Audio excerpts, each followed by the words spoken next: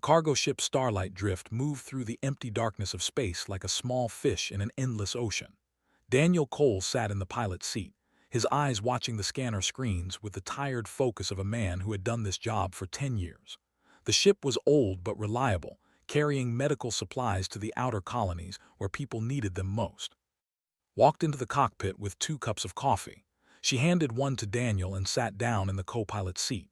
She was the engineer, the one who kept the old ship running when it should have fallen apart years ago.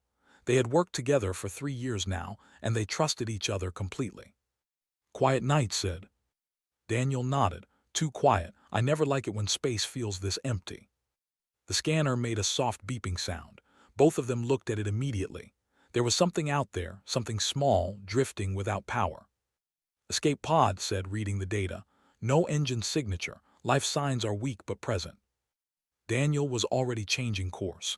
He did not think about it. He did not consider the risk. Someone was dying out there in the cold darkness, and he could help. "We should call it in first," suggested, though she was already preparing the cargo bay for emergency retrieval. "By the time anyone gets here, whoever is in that pod will be dead," Daniel replied. "We bring them in. We figure out the rest later." The Starlight Drift came alongside the escape pod. It was badly damaged, with burn marks along its surface that told a story of violence. Someone had been running from something terrible, activated the retrieval arm and pulled the pod into their cargo bay. They rushed down to the cargo bay together. The air was cold, and the emergency lights cast everything in a red glow. Daniel forced open the pod's hatch and looked inside. He had seen many things in his life. He had served in the military during the border conflicts. He had seen death and suffering, but he had never seen anything like the creature lying unconscious before him. She was humanoid but clearly not human. Her skin was silver blue like moonlight on water. Her features were delicate, almost fragile, with high cheekbones and eyes that were closed but seemed too large for a human face. Her hair was white as fresh snow, and her ears came to gentle points. She wore robes of deep purple and gold, torn and stained with something that might have been blood, though it was darker than human blood. Around her neck hung a pendant that caught the light. It was made of a metal Daniel did not recognize, shaped into a complex symbol that seemed to shift when he looked at it. "She is hurt badly," said, scanning her with a medical device. "I cannot read her biology properly. Nothing in the database matches." Daniel lifted her carefully from the pod. She weighed almost nothing, as if her bones were hollow like a bird. He carried her to the medical bay and laid her on the examination table. "Do what you can," he told. "Clean the wounds, stop the bleeding. Basic care until we know more." Worked quickly and carefully. The wounds were not deep, but there were many of them. Someone had wanted to hurt this woman. Someone had wanted to make her suffer. The woman's eyes opened suddenly. They were violet, deep and bright, filled with terror. She tried to rise, tried to fight, her hands pushing weakly against Daniel. "Easy," Daniel said softly. "You are safe. We found you in space. We are helping you." She stared at him, her violet eyes searching his face. She spoke in a language he did not understand, musical and flowing like water over stones. Then she seemed to remember something, and she switched to Galactic Common, the trade language used throughout known space. "Where am I?" she asked. Her voice was weak but beautiful. "You are on the Starlight Drift," Daniel said. "A human cargo ship. I am Daniel. We found your escape pod." The woman's eyes widened when he said the word human. She looked at him differently then, with something that might have been surprise or confusion. "Human," she repeated. "You are human." "Yes," Daniel said. "What is your name? What happened to you?" The woman closed her eyes for a moment. When she opened them again, there were tears running down her silver-blue cheeks. "I am," she said, "Princess of the Ani Dominion. My ship was attacked. My guards were killed. They are coming for me. They want to kill me." Daniel exchanged a look. The Ani were known throughout the galaxy. They were an ancient race, proud and powerful, who had built their civilization when humans were still living in caves. They controlled a vast dominion of stars and were known for their beauty, their technology, and their complete lack of interest in younger species like humanity. "Who is coming for you?" Daniel asked. Lord whispered. "He has betrayed my mother, the queen. He has started a war against the throne. He killed my brother. He tried to kill me. He will not stop until all of my bloodline is dead." The scanner made another sound. This one was different. This one was a warning. ran to the console and looked at the readings. Her face became pale. 3 ships just dropped out of hyperspace, she said. They are heading directly for us. A voice came through the communication system, cold and demanding. Human vessel, you have something that belongs to us. Surrender the Ani female immediately and you will be allowed to leave. Refuse and you will be destroyed. Daniel looked at the princess lying on the medical table. She was terrified. She was wounded. She was completely alone. Her people looked down on humans. Her people thought humans were primitive and unimportant. None of that mattered to Daniel. He walked to the communication panel and pressed the button to respond. "This is Daniel Cole of the Starlight Drift," he said calmly. "The woman is under my protection. You will not have her." "You are making a foolish mistake, human," the voice replied. "You cannot fight us. You cannot run. You will die for nothing." Daniel ended the communication. He looked at who was already running to her station. "Get us to the nebula," he said. "We can lose them in there." "The nebula is dangerous," reminded him. "So are they," Daniel replied. "At least in the nebula we have a chance." The Starlight Drift turned and accelerated toward the crimson glow in the distance. Behind them, 3 ships began their pursuit. Princess watched from the medical bed, unable to understand why these humans would risk everything for her. She had been taught all her life that humans were lesser beings, short-lived and simple. But this human, this Daniel Cole, had looked at her with kind eyes and had promised to protect her without asking for anything in return. Perhaps, she thought as the ship shook from the first weapon's fire, she had been taught wrong about many things. The Crimson Drift Nebula stretched before them like a wound in space, a vast cloud of red and orange gas filled with radiation and hidden dangers. Most pilots avoided it completely. The gas interfered with sensors, making navigation nearly impossible. The asteroid fields hidden within could tear a ship apart in seconds. Only desperate people or fools entered the Crimson Drift. Daniel Cole was desperate, and he was no fool. The Starlight Drift plunged into the nebula with 3 enemy ships close behind. The moment they entered the gas cloud, the scanner screens filled with static and confusion. Daniel switched to manual navigation, using his eyes and instincts instead of technology. "They are still following," reported from her station. "They are not giving up." "They want the princess badly," Daniel said. "Whatever she knows, whatever she means to them, they cannot let her reach her home." Princess had moved from the medical bay to the cockpit. She was still weak, but she refused to stay lying down while others fought for her life. She sat in the passenger seat, watching Daniel pilot through the deadly nebula with a skill that surprised her. "Why are you doing this?" she asked him. Daniel did not look away from the viewport. An asteroid appeared from the red mist, and he turned the ship smoothly around it. "Doing what?" he replied. "Risking your life for me," said. "You do not know me, you owe me nothing. My people have never been kind to humans. We have ignored you, dismissed you, treated you as children playing in the galaxy. Why would you die for me?" Daniel was quiet for a moment. Another asteroid field appeared ahead, and he navigated through it with careful precision. "You needed help," he finally said. "That is reason enough." Stared at him. In her entire life she had never heard such simple honesty. Among her people everything had a price. Every favor created a debt. Every kindness expected something in return. But this human expected nothing. He simply helped because helping was the right thing to do. "My mother would not believe this," said quietly. "She would say you must want something. Power, money, favor with the Dominion." "Your mother sounds like someone who has been betrayed too many times," Daniel said. Thought about that. Her mother, Queen, had ruled for over 300 years. In that time, she had seen plots and betrayals beyond counting. Perhaps it made sense that she trusted no one completely. "Tell me about Lord," Daniel said. "Tell me what happened." Closed her eyes, remembering the horror of the last few days. "Controls one of the great houses of our dominion," she explained. "He has always been ambitious. He believed our people should expand, should conquer, should take what we want from the younger races. My mother disagreed. She believed in patience and peace, saw this as weakness." She paused, fighting back the pain of fresh memories. 3 days ago, his forces attacked without warning. They killed my brother as he slept. They captured many of the nobles loyal to my mother. They tried to take me, but my guards fought to give me time to escape. All of them died so I could reach that pod. "And your mother?" asked gently. "I do not know," admitted. When I escaped, the palace was under siege. She may be captured, she may be dead, I do not know. The ship shook violently. One of the pursuing ships had gotten close enough to score a hit on their rear shields. They found us, said.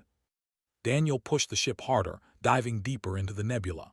The gas grew thicker here, the red mist so dense that visibility dropped to almost nothing. He was flying blind, trusting his instincts completely.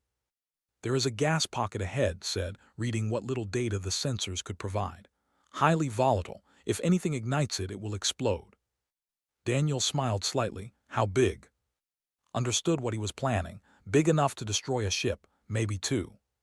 Get the princess to the cargo bay, Daniel ordered. Strap in. This is going to be rough. Helped move toward the back of the ship.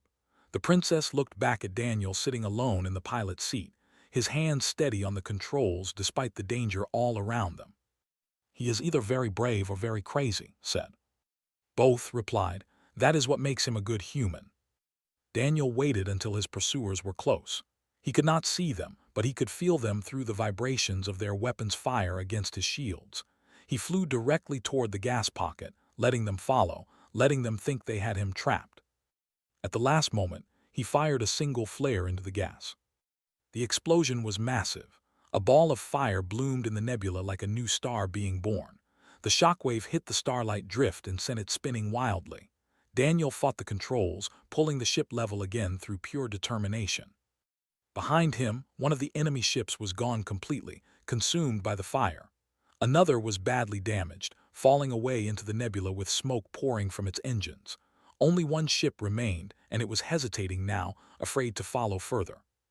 Daniel pushed forward, leaving the explosion behind, finding a path through the asteroid fields toward the edge of the nebula. His hands were shaking now, the stress finally showing, but he did not stop. An hour later, they emerged from the crimson drift into clear space. The enemy ship did not follow. Either it had given up or it had been destroyed by the nebula itself. Either way, they were safe for now. And returned to the cockpit, immediately began checking the ship for damage. Hyperdrive is offline, she reported. The gas corroded some of the fuel lines. I can repair it, but it will take time we might not have. How far to Ani space? Daniel asked. At speed 3 days, said, maybe 4. Felt guilt settle over her like a heavy blanket. These humans had risked everything for her, and now their ship was damaged, their lives still in danger, all because of her. I am sorry, she said. I have brought nothing but trouble to you. Daniel finally turned to look at her. His eyes were tired but warm. You brought us a chance to do something good, he said. That is never trouble, that is a gift. Felt tears in her eyes again. She had been raised in a palace, surrounded by wealth and power and ancient traditions. She had been taught that her people were the greatest in the galaxy, that other races were beneath them. But in this moment, on this small damaged ship, she felt more honored than she ever had on her golden throne. Thank you, she whispered. Thank you for everything. Daniel nodded once and turned back to the controls. There was still a long journey ahead, and he would not rest until the princess was safely home. The border of Ani space was marked by a line of patrol stations, each one armed with enough weapons to destroy a small fleet. For thousands of years, these stations had protected the Dominion from outside threats. Now, with civil war burning inside their borders, they faced a new kind of danger. The starlight drift approached slowly, broadcasting princess identity codes on all channels. Daniel kept his hands visible on the console, making no sudden movements. He knew how quickly situations like this could turn deadly. Human vessel, you are entering restricted space, a voice said through the communication system. State your purpose immediately. Stepped forward and spoke in her native language, her voice carrying the authority of her royal blood. There was a long pause, and then the voice returned, speaking now in Galactic Common. Princess, your identity is confirmed. However, we have orders to detain all ships attempting to enter Dominion space. You will dock at Border Station 7 for inspection. Daniel guided the ship toward the station that appeared on his scanner. It was massive, a construct of silver metal and blue lights that hung in space like a crown. Ani design was beautiful but cold, built for function and intimidation rather than comfort. They docked without incident. When the airlock opened, a squad of Ani soldiers was waiting for them. Their armor was ornate, covered in symbols and decorations that Daniel did not understand. Their weapons were pointed at his chest. Behind the soldiers stood a tall, Ani male in an officer's uniform. His silver-blue skin was darker than his, and his eyes were hard as stone. "I am Commander," he said. "I serve the throne of the Dominion. Princess, you will come with me. The humans will be held for questioning." "They saved my life," said firmly. "They are under my protection." Looked at her with something close to pity. "With respect, Princess, you have no authority here. The Dominion is at war. Lord has declared himself regent. Until this matter is settled, all protocols are suspended." Daniel felt tense beside him. He placed a gentle hand on her arm, telling her without words to stay calm. "Commander," Daniel said quietly, "we brought the princess here because she needed to get home. We have no interest in your politics. We just want to help." Stared at him for a long moment.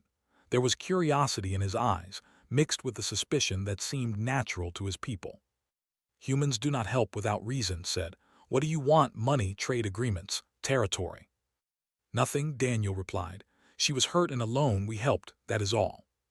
Before could respond, the station's communication system crackled to life.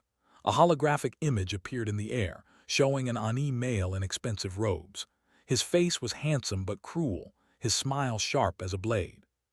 "Commander," the hologram said, "I understand you have guests, the princess and her human pets." Stepped back, fear crossing her face. "Hello, little princess," said smoothly.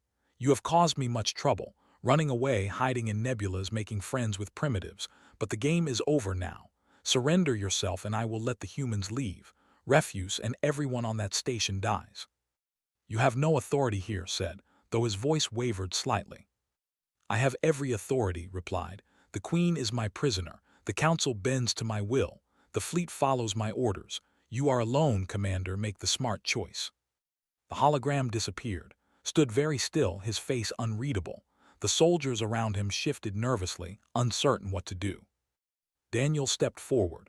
"Commander, I know this is not my place. I know I am just a human, just a primitive from a young species. But I have seen what fear does to people.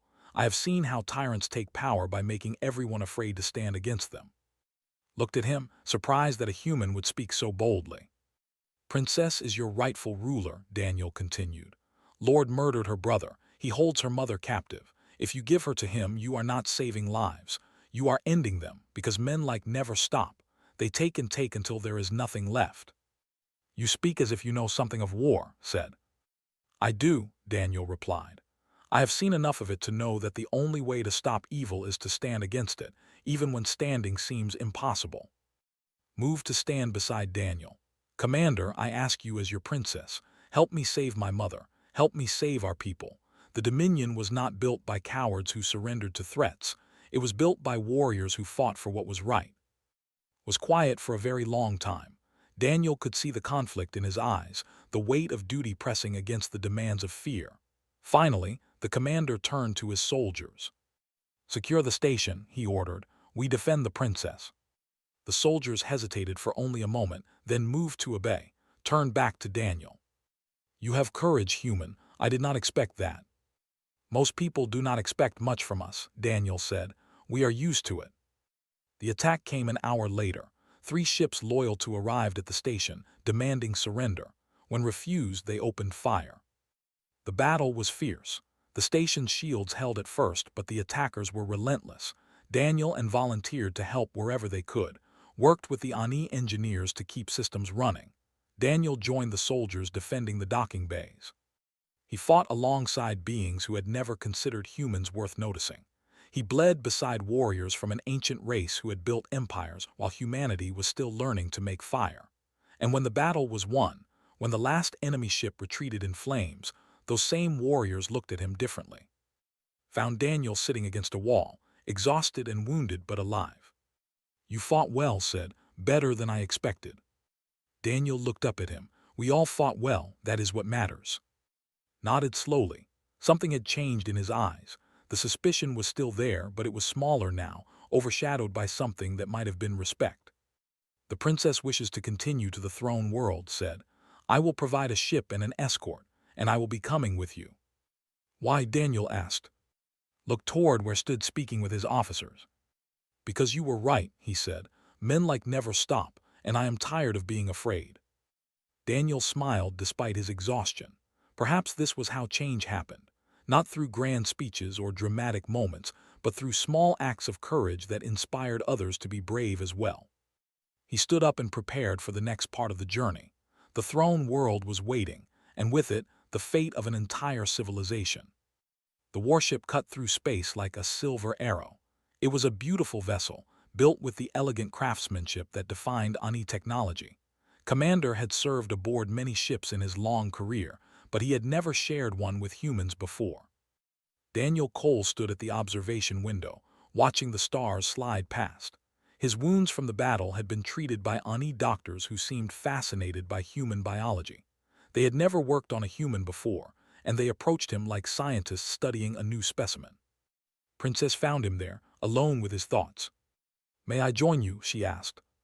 Daniel nodded and she came to stand beside him. For a while, neither of them spoke.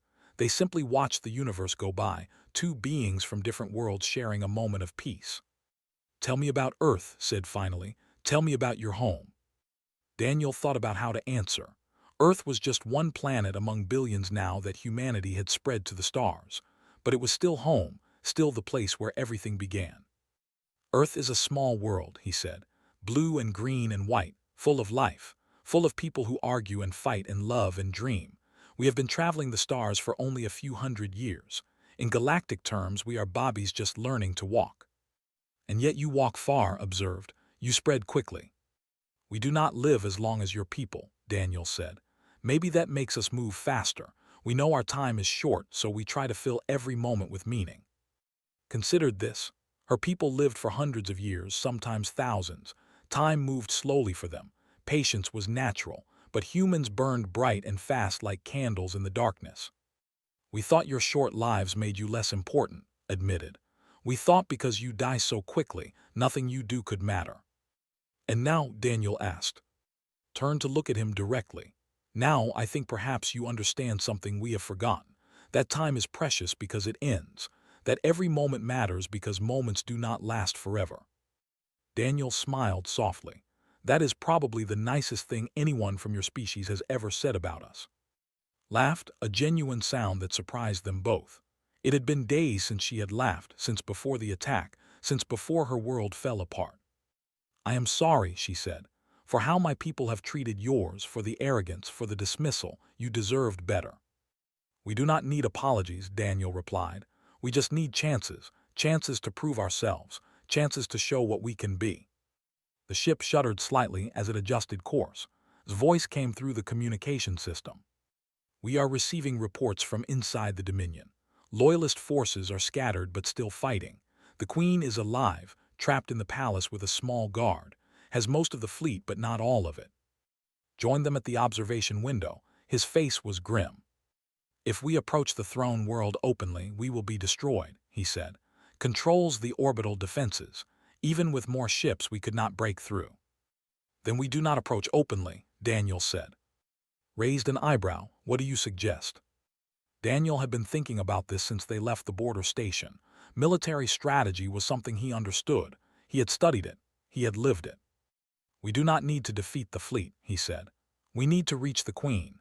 If we can free her, if we can show the people that she lives and that is a traitor, the Loyalists will rally. The fleet will fracture, will lose his support." "A surgical strike," said slowly. "Small team, quick insertion." "The palace has maintenance tunnels," added, her eyes brightening with hope. "Old passages from when the building was first constructed. I played in them as a child. I know them well." "Will not expect an attack from inside," Daniel continued. "He is watching the sky. He is not watching the shadows." Was quiet for a long moment, calculating risks and possibilities in his mind. "It could work," he admitted, "but it would be incredibly dangerous. The team would be cut off, outnumbered, with no support if things go wrong." "We have been cut off and outnumbered since this started," said, joining the conversation. "Has not stopped us yet."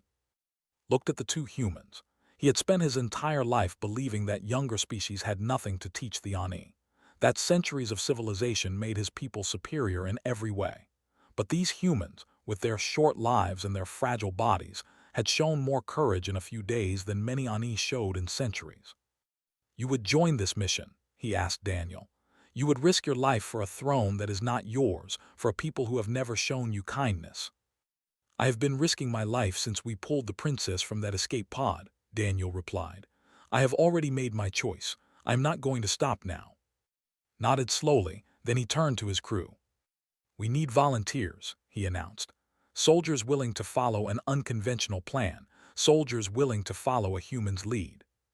There was murmuring among the crew. The idea was strange to them, unnatural. Humans were not warriors in their eyes. Humans were cargo pilots and traders and colonists. They were not leaders. But one soldier stepped forward, then another, then a dozen more. They had seen Daniel fight at the border station. They had heard how he flew through the Crimson Drift. They were curious about this human who acted nothing like their expectations. "We have our team," said. "Now we need a plan." They gathered around a holographic display of the palace, marked the entrance to the tunnels, the paths through the underground passages, the locations of guard posts and security systems. Daniel studied everything carefully, building a picture in his mind of how the assault would unfold. "Speed and surprise," he said. "We move fast. We do not fight unless we have to. Our goal is the queen, nothing else." "What about?" one of the Ani soldiers asked. "If we reach the queen, loses everything," Daniel explained. "He can be dealt with after. Capturing him would be good, but freeing the queen is what matters." The changed course, approaching the throne world from an unexpected angle. They masked their signature against a moon, hiding in its shadow until the right moment. Stood beside Daniel as they prepared for insertion. "Are you afraid?" she asked quietly. Daniel checked his weapon, a borrowed Ani rifle that felt strange in his human hands. "Yes," he admitted. "Only fools are not afraid before battle, but fear does not stop me. It just reminds me that what I am doing matters." Reached out and took his hand. Her skin was cool against his, smooth and strange. "Whatever happens," she said, "I will never forget what you have done. My people will never forget." Daniel squeezed her hand gently. "Let us make sure we live long enough for them to remember." The shuttle launched from diving toward the planet below. Inside, a small team of Ani soldiers and 2 humans prepared to change the fate of an empire. The tunnels beneath the palace were dark and ancient. Dust covered surfaces that had not been touched in centuries. The air was stale, carrying the weight of forgotten history. Princess led the way, her childhood memories guiding them through passages that appeared on no official map. Daniel followed close behind her, his rifle ready, his senses alert. Behind him came, then Commander, then the 10 Ani soldiers who had volunteered for this mission. They moved in silence, communicating through hand signals, aware that every sound could bring discovery and death. The palace above them was beautiful, a monument of silver spires and crystal domes that had stood for 3,000 years. But beauty meant nothing when tyranny lived inside. Lord had claimed this place as his own, and somewhere within its walls, Queen waited for rescue or execution. Stopped at a junction and pressed her hand against the wall. A hidden panel slid open, revealing a narrow stairway leading upward. "This will bring us to the lower servants' quarters," she whispered. "From there, we can reach the throne room through the back passages." They climbed the stairs carefully.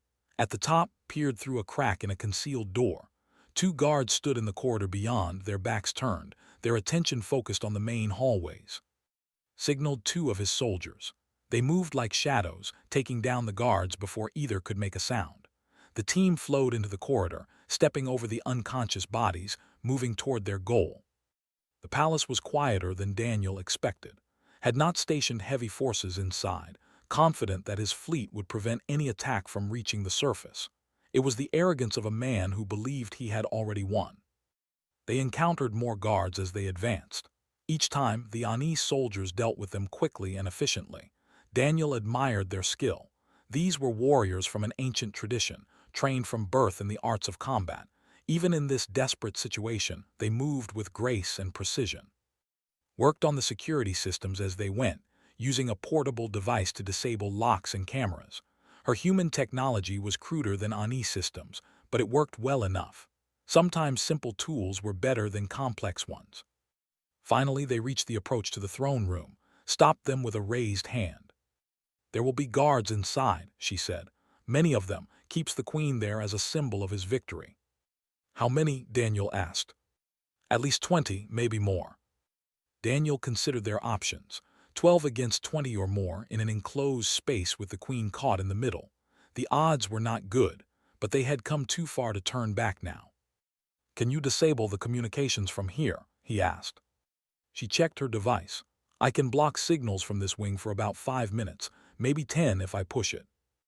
"Do it," Daniel said. "If cannot call for help, if his guards cannot warn the rest of the palace, we have a chance." Activated the jamming signal. Somewhere in the throne room, communication devices went silent. "Now," Daniel said. Led the charge. The doors to the throne room burst open, and the Ani soldiers poured through with weapons firing. Confusion erupted amongst guards. They scrambled for cover, tried to return fire, tried to understand what was happening. Daniel stayed close to, protecting her as they entered the throne room. It was a vast chamber, built to inspire awe, with pillars of white stone reaching toward a ceiling painted with the history of the Dominion. At the far end stood the throne itself, a seat of silver and crystal that had held queens and kings for. Queen sat not on the throne, but beside it, bound to a chair with energy restraints. She was older than her daughter, her hair pure white, her face lined with the weight of centuries. But her eyes were fierce, blazing with defiance even in captivity. And standing beside her, with a ceremonial blade pressed against her throat, was Lord. "Stop," he shouted. "One more step and she dies." The fighting stopped. Everyone froze, smiled, confident once again in his control of the situation. "Did you think I would not be prepared?" he said. "Did you think your little rebellion would succeed?" Then his eyes found Daniel among the rescuers. His smile faltered. "A human," said, disbelief clear in his voice. "You brought a human to the heart of our civilization." Daniel stepped forward slowly. He kept his hands visible, his weapon lowered. He looked at with calm, steady eyes. "Let her go," Daniel said simply. "Laughed? Or what, primitive? What will you do? You are nothing. Your entire species is nothing. A flicker of noise in the galaxy. How dare you stand in this sacred place and make demands?" Daniel did not respond to the insults. He kept walking forward, slow and steady, holding his attention completely. "You do not understand, do you?" continued, his voice rising. "The Ani ruled the stars when your ancestors were climbing down from trees. We built wonders beyond your comprehension. And you think a cargo pilot from a primitive world can change anything?" "I think," Daniel said quietly, "that you talk too much." Eyes widened with rage. In that moment of distraction, two things happened at once, moved from the side, fast and precise. And Daniel threw himself forward, not attacking but shielding the queen with his own body. The blade cut across Daniel's arm as tackled. Blood, red human blood, splashed across the white stone floor. The throne room erupted again as remaining guards tried to help their master. But they were outnumbered now, outflanked, overwhelmed by soldiers who fought with the fury of those defending their true ruler. It was over in moments. Knelt on the floor, bound in his own energy restraints. His guards were defeated. The coup had ended. Rushed to Daniel's side, pressing emergency bandages against his wound. It was deep but not fatal. He would live. He had made sure the queen would live too. Princess freed her mother from the restraints. Queen stood slowly, looking around the throne room at the chaos and the blood. Her eyes moved across the Ani soldiers who had risked everything to save her. And then her gaze settled on Daniel, the human sitting on the floor, wounded and exhausted but alive. "Mother," said, her voice breaking with emotion. She pointed at Daniel. "He saved me. When my ship was attacked, when I was alone and dying in space, he found me. He protected me. He brought me home." Queen walked toward Daniel. Her steps were slow and deliberate. The entire throne room fell silent, watching their ancient queen approach this strange human who had stumbled into their history. She stopped before him. Daniel tried to rise to show proper respect, but held him down, keeping pressure on his wound. "Do not stand," Queen said. Her voice was rich and deep, carrying the authority of centuries. "You have done enough." She looked into his eyes for a long moment. Daniel met her gaze without flinching, without pride, without expectation. He was just a man who had done what he believed was right.